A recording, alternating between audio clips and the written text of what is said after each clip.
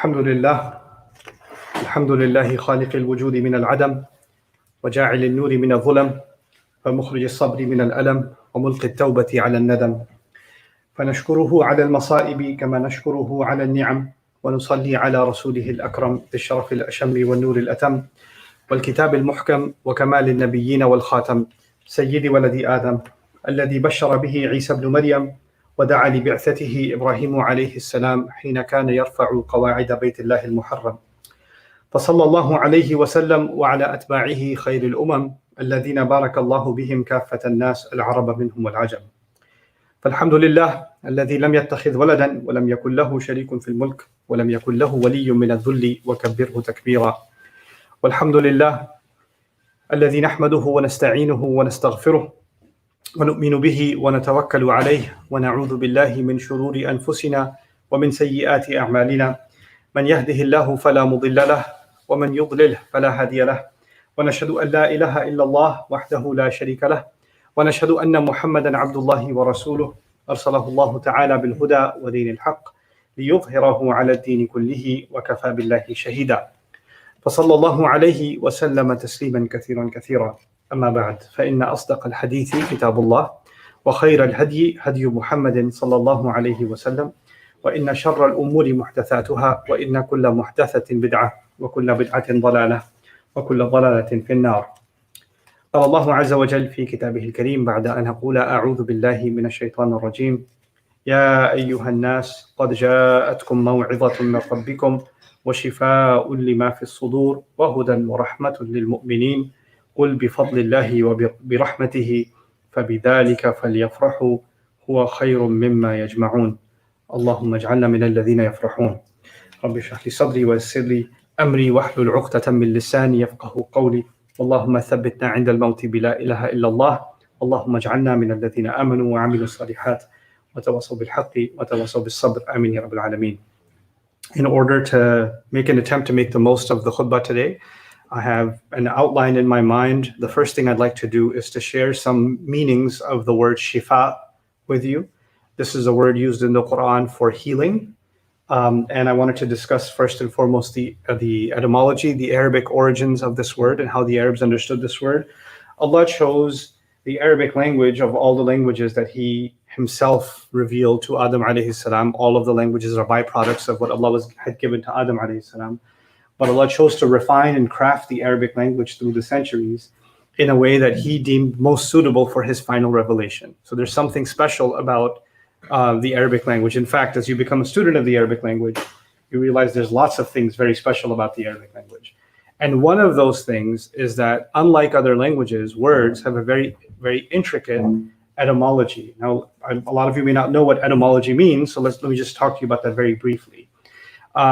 In typical languages, for example, I'll give you an example. One of my friends in college, his name was Mark, right? And Mark is actually a Celtic word. So it's, the Ireland region, etc. And the original meaning of Mark is warrior. That's where it actually originally comes from, okay? But when somebody calls their friend Mark nowadays, they're not thinking warrior. That used to have a meaning centuries ago, and that consciousness of that connection to warrior and the word Mark, it died out over time, right? So there are lots of words in English that have very interesting etymology also. The origins of these words come from many different languages. Banana, for example, can be traced back to banan, which is the Arabic for fingers, because they were shaped like fingers and they were introduced to bananas from the Muslim world. The English language adopted this word and then it became banana, right? So you can have interesting origins, but we don't necessarily know. You just go to the grocery store, you're not thinking of the history of the word banana and its relationship to fingers. But the ancient Arabs, interestingly, for just everyday words, they had some very interesting mental associations. They connected them to other ideas. The Arab today may not necessarily do that, but the Arabs of that time did. They had these associations with words that you wouldn't expect.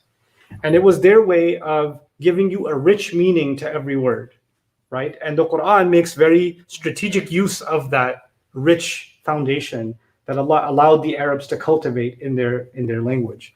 So we're going to see a glimpse of that today in the word that the Quran uses for healing, because the next part of the ayah, the series is about happiness. the next part of the ayah is about وَشِفَاءٌ لِمَا فِي الصُّدُورِ. A surface translation would be, and healing for whatever lies in the chests. So Allah has given us counsel from your master. قَدْ جَاءَتْكُمْ مَوْعِظَةٌ مِّن رَبِّكُمْ. A phenomenal counsel has come to you from your master. We talked about that last week. And today we're looking at this part of the ayah, وَشِفَاءٌ لِمَا فِي الصُّدُورِ. So the word shifa comes from shafa in Arabic. الشفا حرف الشيء وحده. It's the edge of something, the border of something. So I want you to imagine the very trim of something, right? وبقية الهلال أو القمر عند إمحاقه والشمس عند غروبها. Like when the sun is about to sink and you barely see a sliver of the sun left, or when you see the slightest, most finest remnant of the moon, that's actually called the shafa of both of those. التركيب عن يعبر التركيب عن حافة الشيء المنقطع جرمه أو غلظه. It's basically the idea that something that is massive, like a car is massive, but if you can just see a sliver of the back of the car, that's the shafa of it. You can barely see it, and most of it has been hidden from sight, or most of it has disappeared. That's the idea of shafa. And this is a phrase that's used in the Quran, for example, وَكُنْتُمْ عَلَى شَفَا حُفْرَةٍ مِّنَ النَّارِ.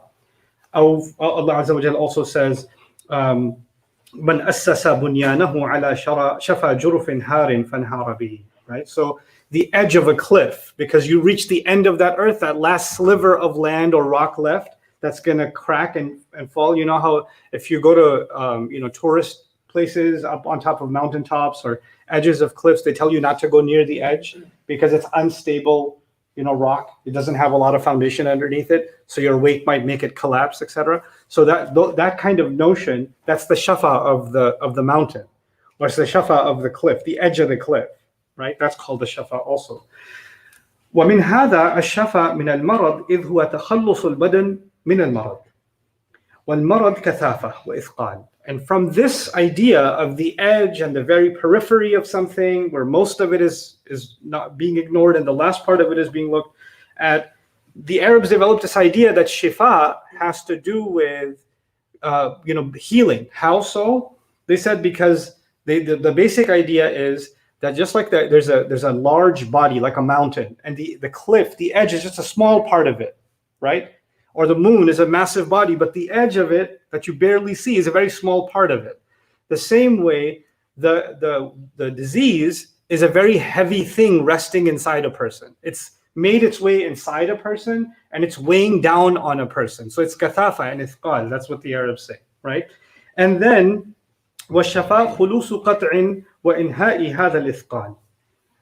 And so shifa is most of that weight has been removed. So you only have a sliver of it left. And this is actually why when someone gets better in Arabic, like when they were sick and they got better, they didn't just use the word for getting tahassan, for example, he got better, or shafa, he got healed, but they also use khaffa, they became lighter, right? It's interesting because for them, the idea is sickness is something that weighs on you. It puts pressure on you. And then when most of that pressure has been relieved, then you've experienced shifa. Now this leads to an interesting conclusion. By the way, this is physical. Like, physically a person can feel heavy when they're sick. Like it's hard for them to go up the stairs, for example. If they start breathing heavy when they're even walking, their steps become heavy for them, right? There's a lack of energy, so everything gets heavier. Getting up from bed becomes heavier, right? So it's slowing you down. That's the physical dimension of it. But it also has a psychological dimension. So they even say, وَمِنْهُ إِذْهَابُ حَرَارَةِ الْغَيْظِ الْجَاثِمِ عَلَى الصَّدْرِ. So if somebody has frustration, anger, rage that's kind of filled their heart, their chest, they're always thinking about this frustrating thing, and it's playing in their mind over and over again, it's also weighing down on them, and shifa is also the release of that.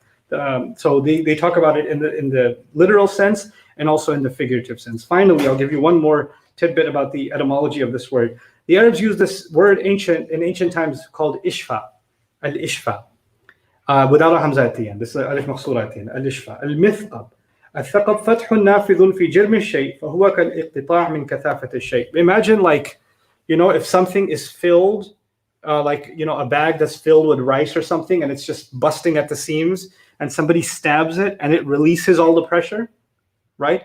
And sometimes actually in surgery and doctors, sometimes they see a swelling or something that's, that's just really expanding, and they want to release the pressure. The dentist wants to release the pressure. So they'll actually make an incision and release the blood, and it releases a lot of the pressure. So the tool that's used to just make a sliver and release the heavy pressure and make it lighter again, that's actually called an ishfa in ancient times. Now, the reason I took time to get into this word and its origin is because Allah, remarkably, when he's talking about whatever's in the chest, and he uses the word shafa or shifa here, then shifa is in the context, what comes in your mind when you think of healing, you think of disease, right?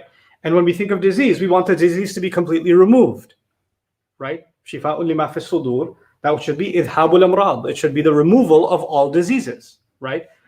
But Allah did not say wa idhabun lima fi sudur, removal of what is in the chest. He said shifa for what is in the chest. And as you can tell from the etymology, it is the release of pressure. It is not the removal of pressure. It is the lightening of the burden. It is not the elimination of the burden. It doesn't eliminate your burden. What that means is actually most of what we suffer from in small quantities is actually necessary. All the emotions that we have, for example, and all the physical, like, if somebody has a bacterial infection, for example, bacterial infection, no rocket science necessary, comes from bacteria. But our body is filled with trillions of bacteria. There are bacteria that we do need to function. Our body's machinery is made up of them. So in one quantity, they're a necessary component of life. But above that measure, then they become a sickness. Then they become a burden, right? The same way, every one of our emotions actually in some measure is a necessary part of being a functional human being. You're supposed to have anger at some things. If you're never angry about anything, that's also a psychological problem. You're supposed to be, upsetting things should upset you. If nothing upsets you, you've got a, psychopathic disorder of some kind, because something should be disturbing to you. There are sad news that doesn't make you sad at all. You feel nothing towards it. That's a problem, because sadness actually is a necessary emotion. So when Allah uses the word ma fi sudur, it's really beautiful, because the word ma is an ism mawsul, and this ism mawsul is considered mubham. It's open-ended. So Allah is saying whatever is in the chest, He gave shifa for. And that whatever is different for you than it is for me.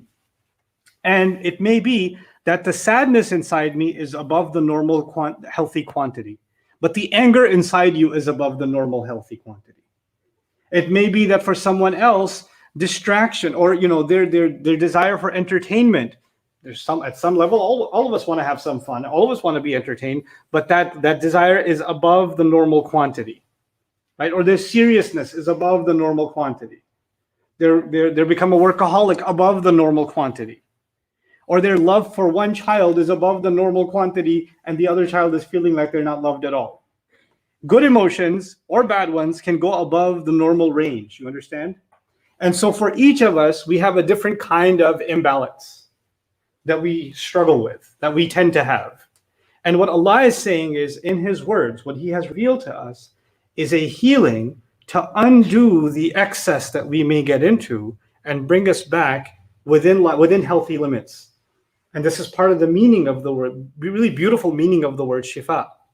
The other remarkable thing about shifa having the nakira on it, the tanween on shifa'un, not ash-shifa'u lima fi sudur. That would mean one prescription solves all diseases, right? But when you say shifa'un, there's an ambiguity and a greatness that is implied. What that means is, first of all, this healing, this release of pressure is remarkable. Second of all, you don't exactly know how it works or what exactly it is. You don't know which ayah will solve which problem necessarily. You can't come up with your own prescription for, when you have this problem, read this ayah and your problem will go away. Actually, for a believer, and this is the beautiful history of Islam, the believer would recite the Quran with contemplation and they would shockingly discover that the thing that they were suffering from, the thing that was plaguing them, they found the answer to it surprisingly in an ayah they never expected, or in a story they never expected, or in the khutbah they never thought would have the solution to what they're going through, right? The ayah just pinpointed, laser pointed So we've developed this culture. Hey, by the way, if you have this sickness, read this ayah this many times, or that surah that many times. And we've created a Quran prescription service, right? So in many cultures in the world, right? And then that's what that does is it takes our ability to, or our appreciation of the Quran's really unknown power of healing, an unknown power of release for you. It takes that away because you think only these ayat have the solution. The other ayat are just for information purposes. No, the healing in the Quran can come from anywhere.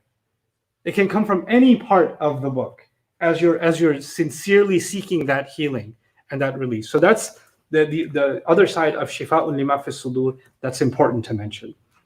Then what is its relationship with the overall subject, which is the conclusion of these two ayat is going to be where I started.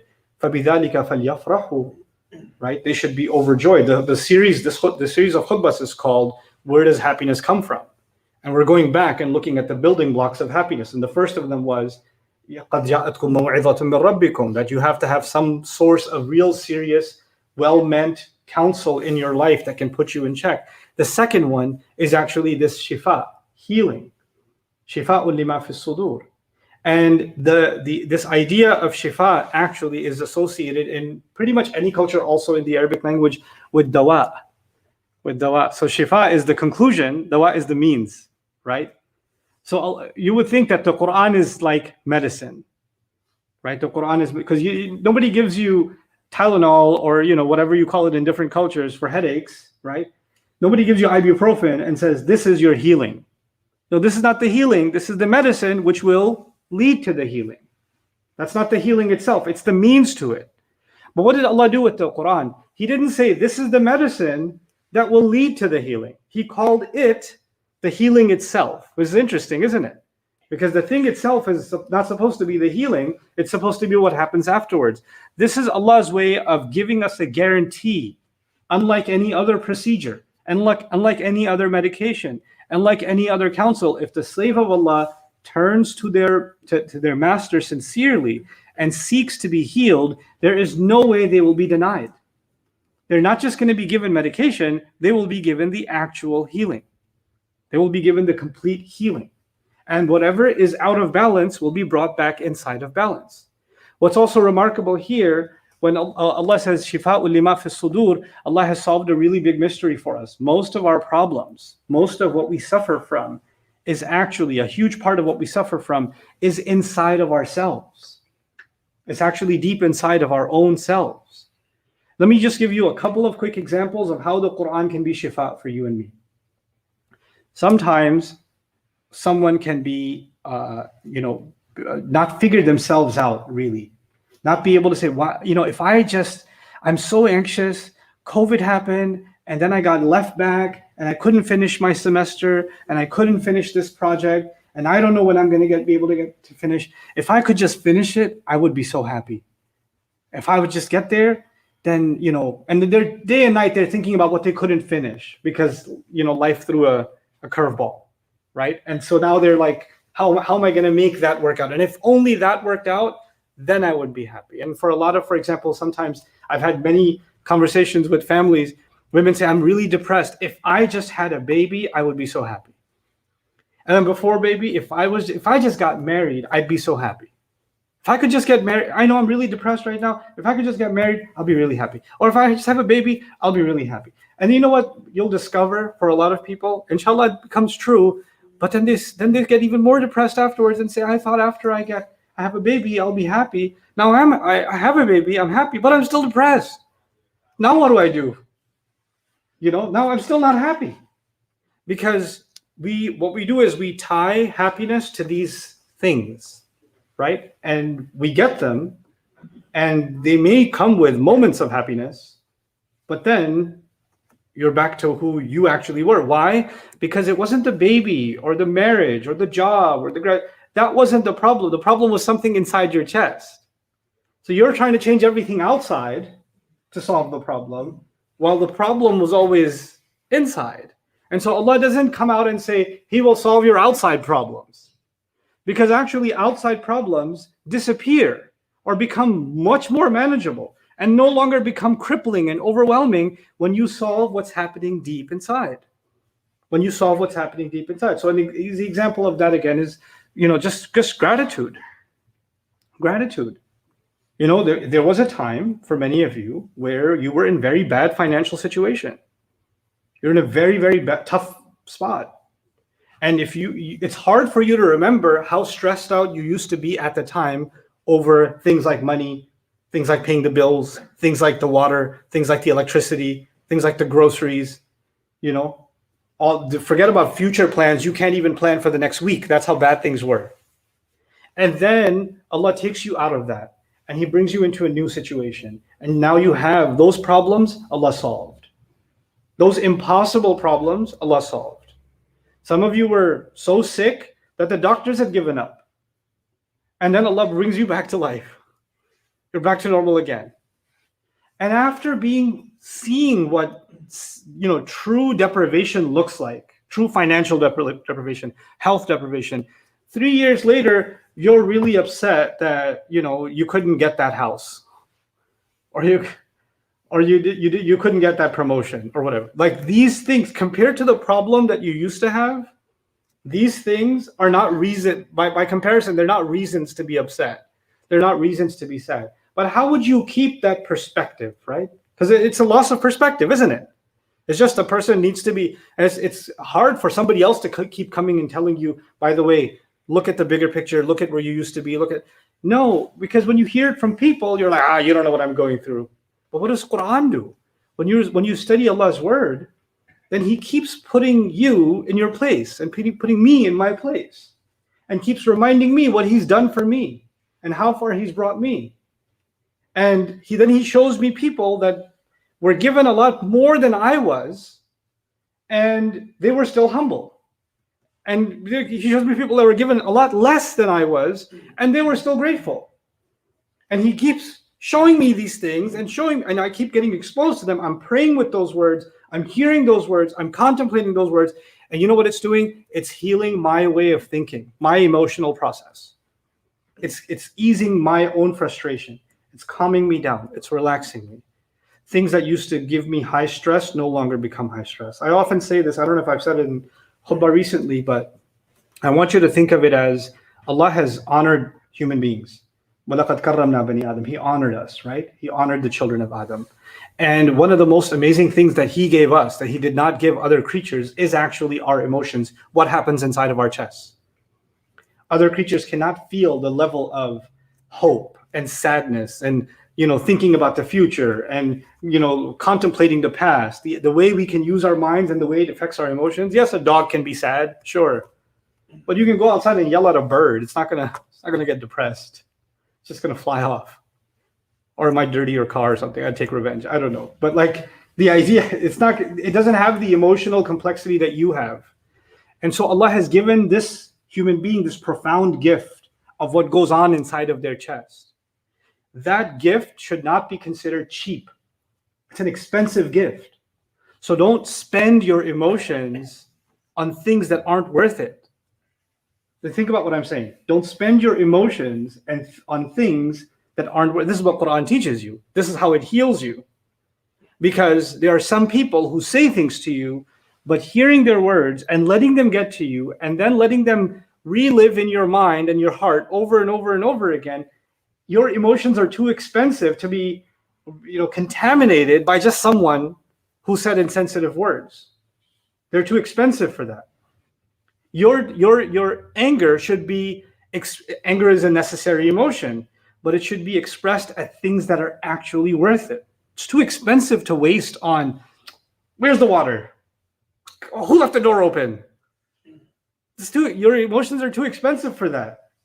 Don't allow yourself to get invested in things that don't matter. And this is actually one of the great healings of the Quran. Allah doesn't just give us counsel, He heals us in that He gives us bigger perspective.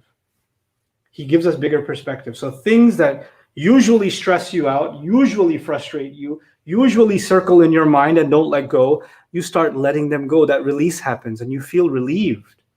You get to, الَّذِينَ إِذَا أَصَابَتْهُمْ مُصِيبَةٌ قَالُوا إِنَّا لِلَّهِ وَإِنَّا إِلَيْهِ رَاجِعُونَ. Those when a calamity strikes them, they just declare, we belong to Allah, and to Him alone we're going to return. Their response to any calamity is, this is not a calamity. Forgetting that we have to return to Allah, that would be the calamity. That would be the tragedy. What was this? I used to have something and now I don't have it. Okay, well, I myself belong to Allah. I don't even own myself. So why am I so worried about some possession? Right? Within limits, we should be frustrated. Within limits, we should express our emotions. But how do we not go beyond those limits? And by the way, when we do go beyond those limits, ironically, some of the saddest people I've ever seen are people that keep saying, I just want to be happy. Those are the saddest people I've ever met. Because they keep running after this thing they can't catch, right? And the thing that you want is actually طمأنينة القلب. It's a calmness in your heart. That's what Allah is offering in His word. وَشِفَاء لِمَا فِي الصُّدُورِ. I should have said this last week, but I'm going to say it this week, inshallah, is that you can't expect that you just open up the translation of the Quran and you start reading. You're like, I heard this khutbah, now I'm ready to heal myself and I'm just going to start reading. You're like, nothing happened. I read like 3 pages, nothing happened. How do I do this? It doesn't work for me. Maybe it works for others, it doesn't work for me, right? There's a legacy that is associated with the Quran. The Quran was not given to the best generation who needed healing for their hearts too. It wasn't given to them in the form of a book. It was given to them in the form of a messenger, sallallahu alaihi wasallam, who would speak to them. So they didn't just experience words. They experienced a person with whom they shared those words. And the companions understood the human dimension of sharing Allah's word. So you know what they did? Umar bin Khattab, for example, radiallahu anhu, established circles where people would study Quran together. And he would make sure that these circles flourish. You have to become part of something where you're engaging the word of Allah together. You're contemplating the word of Allah together. And if you can't find a circle, a halaqah, somewhere to go, then sit with your family and do it. And when your son and your daughter, your wife, your husband, when they have questions and they don't understand, then seek out the answers, but contemplate together. Seek it together. But you just sitting by yourself and thinking that shifa will happen, it can happen, but that's the core legacy of this is actually people helping each other. Look at even Surah Al-Asr. Al-Haq is the Quran. Al-Haq, one of the most common tafasir of the word Al-Haq in Surah Al-Asr is the Quran. But what does Allah say? وَتَوَاصَوْا بِالْحَقِّ. They counsel each other bil-haq. So this is the healing, but the medicine part of it, the process part of it is actually when we engage with the book with each other. يَتَدَارَسُونَهُ بَيْنَهُم, the Prophet ﷺ would say. They sit and they study together in their midst. And then angels surround them and tranquility descends on them. Now that starts making sense how this is shifa lima fi sudur, right?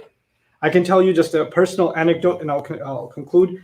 I used to, when I first became interested in the study of the Quran, and I didn't know much about the religion at all. I had a lot of friends. Most of my friends were non-Muslim. We hung out all the time. We used to just spend time playing basketball. When I was in high school, we played basketball 6-7 hours a day. Like after school until 1, 2 in the morning, I was in the park playing ball with these guys, right? We spent a lot of time together. We talked about all kinds of things that shall not be shared in the khutbah, but we had all kinds of conversations, right? And then I became curious about the Quran. And one of the things that I attended was there was a program in a masjid in New York that we literally stayed in the masjid for a week. And we'd wake up, pray Fajr, have breakfast, and then we'd study the Quran a little bit together. Not a heavy tafsir study, just discuss the Quran together. Then take a break, then discuss together, then take a break, then discuss together. And then I'd go to college, in between go to work and come back and we discuss again. And it was like a 7-day experience like that, right? And I can tell you, that was one of the most powerful experiences of my life. Not for what I learned, but for what I felt in here. For what I felt. Like I know for a fact, my emotional programming completely changed because of that week. It completely changed. There were some things that I recognized in myself were part of my wiring that were keeping me from being free. And by the way, freedom is very closely associated with happiness, right? They were keeping me contained. There were chains on me. And I felt like those chains were removed. when I spent that time. And it was through the word of Allah and through those friends and through those mentors that were sharing the word of Allah. They don't even know that that's the funny thing. They don't know that they're doing that. They don't realize they're doing that. It's the word of Allah that's doing it. All we're doing is just sharing it with each other. And then it has this divine effect of healing that is beyond imagination. And that's shifa'un lima fis sudur. This is something we have to bring back into our society. This is something that is needed because we are all in need of that feeling of release, that release of pressure that is inside of our hearts by hearing Allah's word being shared with each other. We don't know this same khutbah could affect one person in one way, another person in a completely other way, because what is ma fi sadrihi is different from ma fi sadriha. It's completely different, right? And the way that shifa hits, what part of these words hit, how they hit, Allah only knows. That's for Allah Azza wa Jal to know. So that's my genuine advice to all of you, is to institute that in your lives. Just like we worry about eating healthy, just like we worry about good sleeping habits, just like we worry about good financial habits, saving properly, right? Security habits, lock the door when you come. You take care of things. That's life. You have to take care of things. Well, you have to take care of your spiritual joy, and one of the ways to do that is to institute that in your life. So I pray that you're able to do that and make that a legacy you can even leave behind for your children. بارك الله لي ولكم في القرآن الحكيم ونفعني وإياكم بالآيات والذكر الحكيم. الحمد لله وكفى والصلاة والسلام على عباده الذين اصطفى خصوصا على أفضلهم وخاتم النبيين محمد الأمين وعلى آله وصحبه أجمعين. قال الله عز وجل في كتابه الكريم بعد أن أقول أعوذ بالله من الشيطان الرجيم إن الله وملائكته يصلون على النبي يا أيها الذين آمنوا صلوا عليه وسلموا تسليما. اللهم صل على محمد وعلى آل محمد كما صليت على إبراهيم وعلى آل إبراهيم في العالمين إنك حميد مجيد. اللهم بارك على محمد وعلى آل محمد كما باركت على إبراهيم وعلى آل إبراهيم في العالمين إنك حميد مجيد. عباد الله رحمكم الله، اتقوا الله. إن الله يأمر بالعدل والإحسان وإيتاء ذي القربى وينهى عن الفحشاء والمنكر ولذكر الله أكبر والله يعلم ما تصنعون. أقم الصلاة إن الصلاة كانت على المؤمنين كتابا موقوتا.